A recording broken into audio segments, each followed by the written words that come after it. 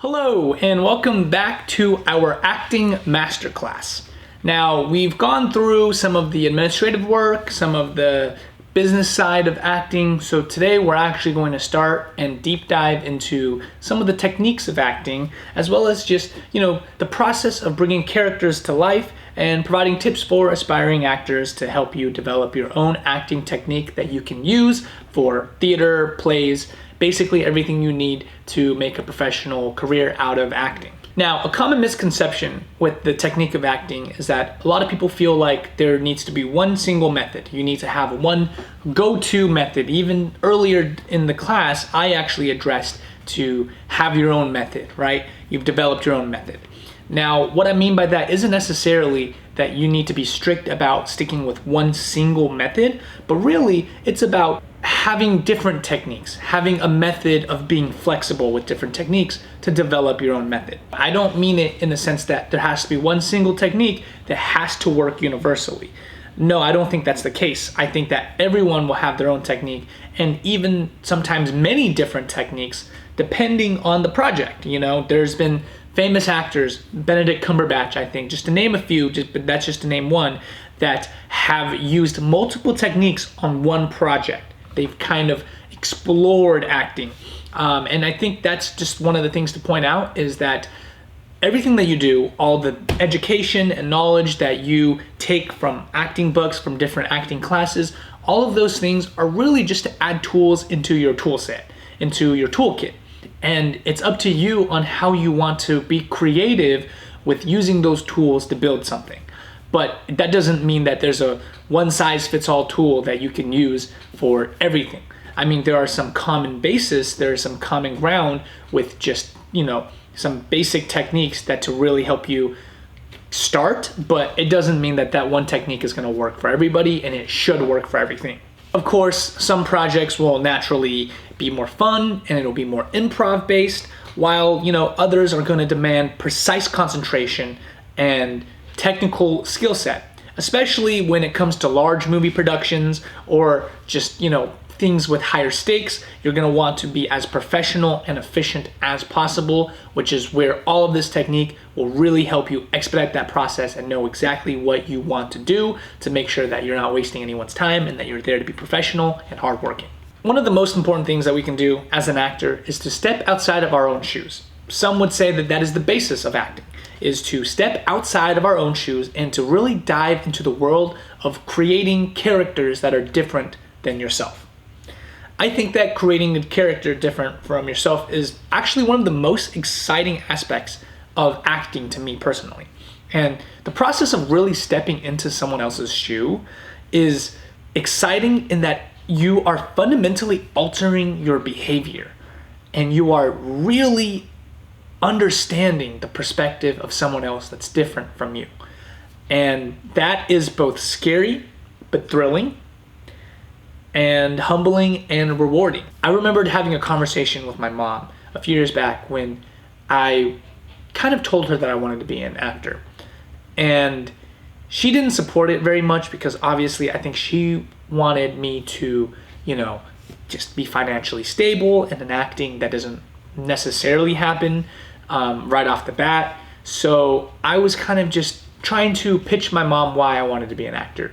And through that pitch was a revelation of something that is so important to the core of what I believe in today, which is that even though I don't maybe get the financial value of being an actor, right? I'm not going to be making tons of money or, having a stable career even necessarily. The one thing that I take away from my pursuit of an acting career, of being a professional actor, is that I have a deep, fundamental sense of humanity and empathy, because that is the basis of acting, is understanding humanity and empathy. You can't be a good actor unless you have empathy and you have the humanity, because that is what acting is all about. You have to be vulnerable enough to look at things from other people's shoes.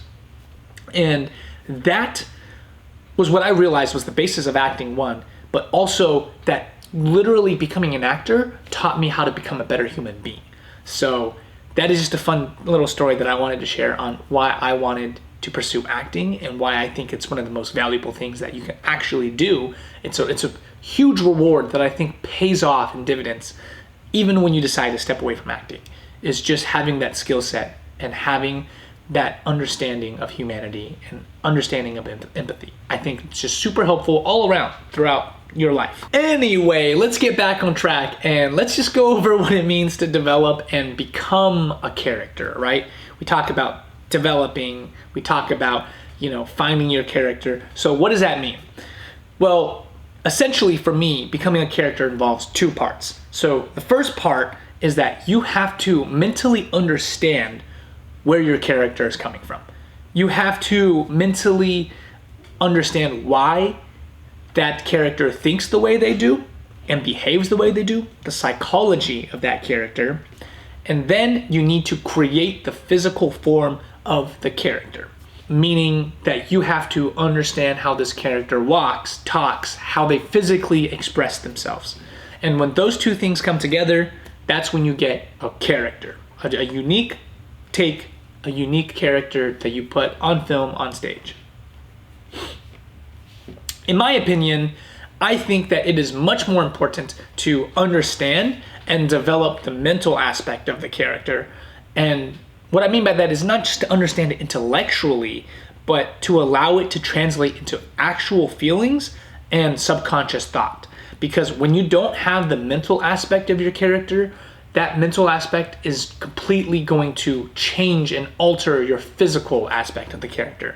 So if you don't start from the top, then the second half of it, where it takes on the physical form, isn't necessarily going to make sense. Now, it goes both ways. I'm not saying that it has to be like that. Some people like to play around with it physically first. They want to play around with the physical aspect of the character, and then they kind of work back to the mental. I think it's a great exercise. It's great for comedy because so much of acting in comedy is the physical aspect of it, but I don't necessarily think that it helps. I think that what helps is really understanding it intellectually and then breaking it down for why they do it, what they're thinking about, the psychology, and then figuring out the physical after you've understood the psychology. And so what is the way to do that? What is the best way? Well, for me, I think my most important single tip to do this is to really focus on creating a character biography, or just even as simple as describing your character in 6 descriptive, triggering adjectives. And those adjectives should describe how that character would view the world, the world around them. So, for example, a format would be, I would write this down on the back of my script too, before every role that I audition for or that I'm going to perform. I would write down, my name is, and insert the character name. My name is Sam Lee, and the world is blank, blank, blank, that's 3, blank, blank, and blank. And you can, find phrases or descriptive adjectives. I would highly recommend a thesaurus to look up the most triggering adjectives. The goal at the end of the day is to make sure they're triggering for you. They're not, the world is happy and exciting. Like, if it doesn't trigger you, if it's not detailed enough to make you conjure up a real physical feeling, then it's probably not working. But that is the idea, is you want to describe that character in 6 descriptive adjectives, specifically how they view the world. And to do this, you want to use the context of all the information that you have about this character. Meaning, you can conclude these 6 adjectives that would describe the character based off of the text, based off of the character biography that casting sends you, based off of conversations you've had with the writer or with, the actual person that you're basing a character off of. There should be a reason as to why they think this way, because those reasons are going to really help you understand who that character is. For me, it also helps if you see a resemblance in these characters that reminds you of anyone else that you've actually seen in real life, whether it's on film, on documentary, but specifically in real life, in your life, which for me, I think tends to make the most unique performances, is when I base it off of real people I know, especially if they're just my friends or something like that. And you can combine them. I think that you don't have to just base it off of one character. You might feel like this is a very complex character, and so you want to base half of it on your friend George, who is super talkative, very extroverted, always the center of attention, but also maybe Steve, who is a little bit like that, but really has a deep understanding of some things that maybe George doesn't, that relates to the character more. Or maybe there's a different empathetic side to Steve that you think is really important, and you combine the two, and you maybe are playing different sides of each one in different scenes to really flesh out that character. I also encourage you to go the extra mile and write an entire backstory. I used to do this when I first started out, and it was really, really helpful. And that is to write an entire backstory to the character and really allow that history to affect your personality when you're acting. So this can include a one-page biography of everything that character was. I remember doing this exercise for a secret agent, a young agent in an authoritarian government. And I basically wrote down his history, his upbringing, the opportunities that led him to where he was, all of these things that I knew about, and I created that fleshed out backstory for why he behaves the way he does, and all of that was due to me brainstorming, researching how it would feel like if I was in someone's shoes who came from that background. And when you do that, that character's intention, his history, his feelings, it becomes crystal clear to the audience because they suddenly are crystal clear to you. If you have a backstory and you have every motivation, every intention for why that character is doing something, then that intention is not going to be blank. It's not going to be a mystery. The audience is going to know exactly what you're feeling, exactly what your intention is, right? Which is important that you write this down, right? Because it also helps if you're doing a project or a play and it's very different from who you are. You write it down on paper, maybe on the back of your script. You pick it up the next day, you pick it up in a week, and you read it and it's still fresh to you. You have everything written down. You could pick up right where you left off. That's why it's important to make sure you write all this down and it's not just mentally in your head and you're just making it up. Make sure it's on paper. You can edit it, change it around. But what's important is to really just, write it down, and that way you can leave the theater, leave the film set, take your shoes off at the doorstep, if you will, and then when you enter the theater, when you enter the set, you pick it back up and you put those shoes on. Once you've developed the emotional psychology of your character, it's important to start brainstorming ways that would bring this character to life. This is where you get really creative and you start to create the physical side of that character. Do you think this character has an accent? Do you know if maybe this character walks or talks a certain way? Does he shout a lot? Does he have any gestures or specific behavior? What makes this character tick? What makes this character behave the way they do, and why do they show it this way, right? These are all intellectual questions you should think about that you want to flesh out into the character. So now this brings me to two different branches of showing this character, right? And one branch is the gestures, and I'll explain what that means in a second. And the other branch is the subconscious behaviors. So now let's break that down. The subconscious behaviors are essentially little actions that are subconscious to the character. They can be noticed by the observer, and this can be maybe a certain tick, right? Or a nervous twitch. Does he kind of talk at the end of sentences? He maybe rubs his hands and, kind of twitches his head a little bit. What are some things that you can do to bring this character out? What are specific ways that he walks or talks or behaves that it's not forced, but rather it's natural? It's a physical for him, it's subconscious for that character. Gestures, on the other hand, are intentional actions that the character does to make a certain action or intention seem more intentional or interesting. For example, is he making a gesture for him to kind of wave someone out during this single moment? Is he, checking the time and maybe smiling nervously at someone to create a certain emotion? Does he smile nervously a certain way that he does over and over again? That is something that's repetitive, that maybe is not on the borderline of subconscious behavior, but it's a gesture because there's a specific intention. The character themselves are aware of what they're doing. Another example is, if they're nervously shaking their legs, because they are anxiously waiting and they want to show it to someone, maybe not necessarily completely unintentional, completely subconscious, but are they doing it on purpose is really the main thing to take away. Gestures, on purpose.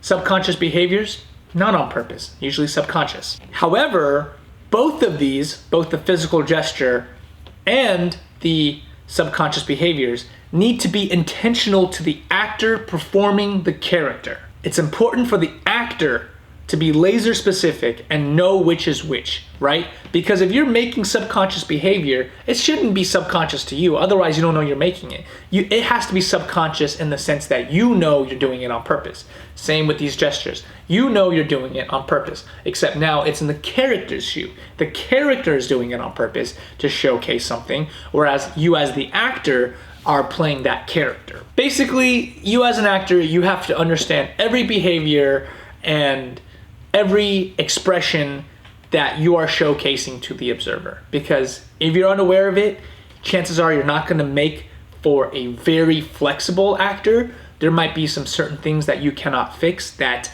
just, if it comes down to a different character, we have to be very different from yourself, you're going to have a harder time making that adjustment. Whereas if you're able to have self-awareness and do kind of a palate cleanse on yourself as an actor and just take the form and build that form to become a different person, you're going to be much more flexible. A lot of directors are going to want to work with that. That, I think, is where that kind of flexibility, that talent comes from as an actor. So it's really important that you practice that and you practice, understanding these gestures, these physical behaviors, and how you can flesh out these characters. So how do you improve and you actually work on this, right? Well, it's just like sports, and the secret to becoming comfortable with this character is to just train and practice, literally rehearsal, right? A lot of times the word talent gets thrown around in the industry.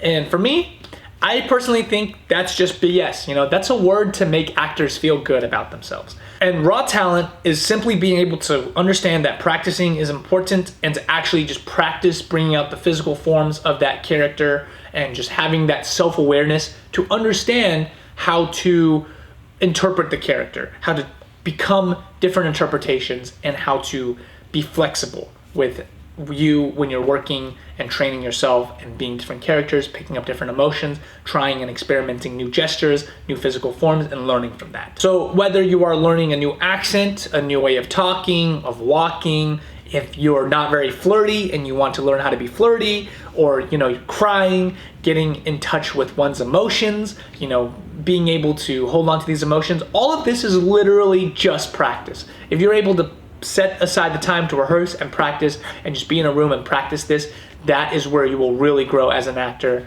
That is where I grew the most, was literally just, booking an empty space, working on the scene, practicing emotion, practicing laughing hysterically, practicing getting really angry. These are all things, practicing, being sensitive to my own feelings and letting things hit me, and to have empathy with certain things so that my emotions become more raw. I'm able to cry about things. All of these things are really important in developing your skill set as an actor.